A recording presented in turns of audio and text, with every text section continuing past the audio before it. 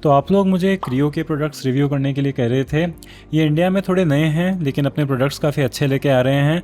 और आज हमारे पास इनका स्वॉर्म कीबोर्ड है जिसमें बहुत सारे ऐसे फीचर्स हैं जिससे ये 6000 रुपये की प्राइस में काफ़ी अच्छी वैल्यू फॉर मनी बन जाता है। Hey guys, I am Siddharth और ये एक वायरलेस कीबोर्ड है जिसमें मॉड्यूलर की स्विचेस हैं, पीबीटी की कैप्स हैं और बहुत सारी ऐसी चीज़ें हैं जो आपको जनरली इस प्राइस पे देखने को नहीं मिलती।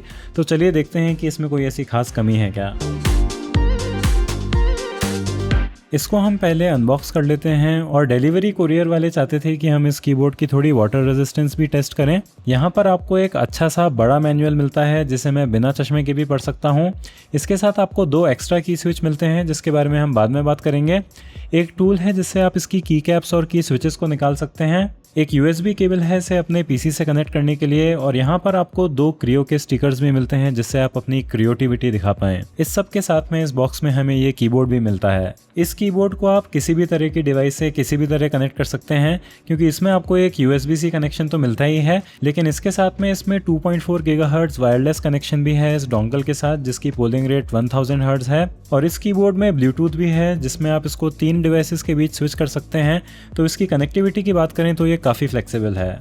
इस कीबोर्ड का एक बड़ा हाईलाइट इसकी मॉड्यूलैरिटी है, जिसका मतलब यह है कि आप इसके जो 5 पिन हॉट स्वैपेबल स्विचेस हैं उनको इजीली कीबोर्ड से पुल कर सकते हैं और इसे आप किसी भी दूसरे स्विच से रिप्लेस कर सकते हैं। लेकिन इसका एक ज़्यादा इंपॉर्टेंट बेनिफिट ये है कि अगर आपकी कोई की स्विच ख़राब हो जाए तो आप उसे रिप्लेस कर सकते हैं और ये आपको बॉक्स के अंदर 2 एक्स्ट्रा की स्विचेस भी देते हैं। तो इससे आपके मैकेनिकल कीबोर्ड की लाइफ काफ़ी बढ़ जाती है। ये अपनी 3 साउंड एब्जॉर्प्शन लेयर की बात करते हैं और जब आप इसकी की स्विच को हटाएंगे तो आप इन लेयर्स को देख भी सकते हैं।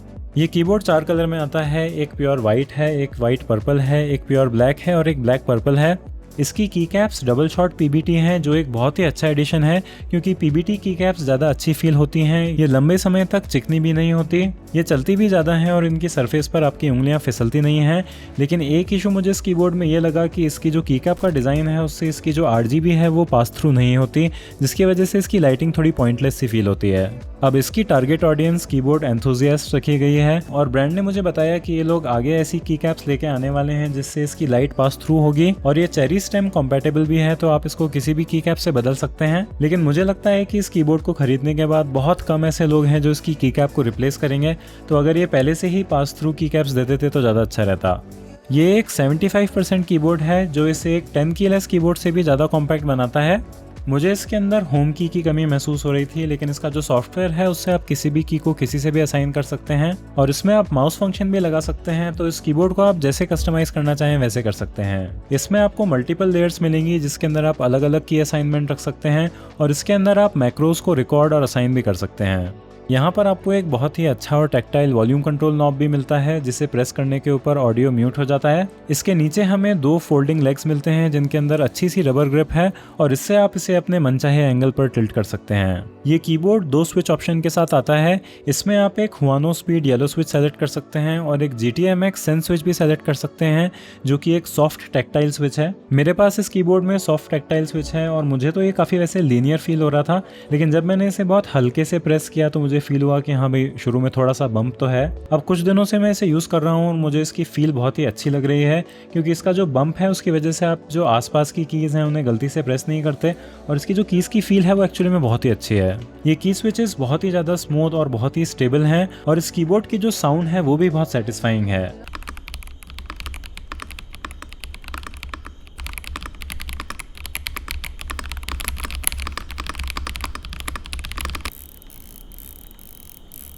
इस कीबोर्ड में चेरी ब्लू जैसे क्लिकी स्विचेस नहीं हैं, लेकिन उसके बाद भी ये काफ़ी टैक्टाइल फील होता है और इस कीबोर्ड की फील कुछ बहुत महंगे और बड़े ब्रांड के कीबोर्ड से भी अच्छी है, स्पेशली क्योंकि इसमें आपको पीबीटी की कैप्स भी मिलते हैं। इन कीज़ का बाउंस बैक बहुत अच्छा है, तो जैसे ही आप इसे प्रेस करते हैं तो बहुत इंस्टेंटेनियसली की जंप बैक करती है।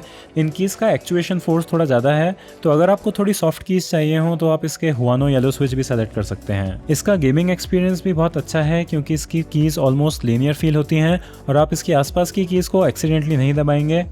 इस कीबोर्ड में आपको बहुत ही ब्राइट RGB लाइटिंग मिलती है और इसकी की कैप्स के नीचे एक वाइट सी लेयर भी है जिससे जो लाइट है वो बहुत ज़्यादा ब्राइट हो जाती है। हमारे पास इसमें अलग अलग वेव और रिएक्टिव लाइटिंग पैटर्न्स हैं जैसा कि आप बाकी कीबोर्ड्स में भी देखते हैं, और इसकी लाइटिंग को आप इसके सॉफ्टवेयर के साथ साथ डायरेक्टली कीबोर्ड से भी कस्टमाइज कर सकते हैं। इस कीबोर्ड का ऑडियो रिएक्शन इफेक्ट है वो काफ़ी अच्छा काम करता है और इसके सॉफ्टवेयर की UI बेस्ट तो नहीं है, लेकिन इससे आपका काम आराम से हो जाएगा।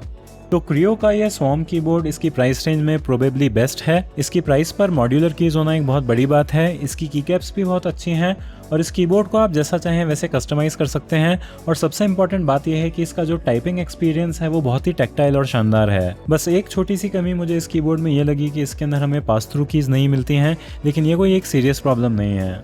तो इस कीबोर्ड को ऑफ कोर्स मैं दिल से रेकमेंड कर सकता हूँ। इसको चेकआउट करने के लिंक्स मैं वीडियो डिस्क्रिप्शन में दे दूंगा। मुझे कमेंट सेक्शन में ज़रूर बताएं कि आपको ये कैसा लगा।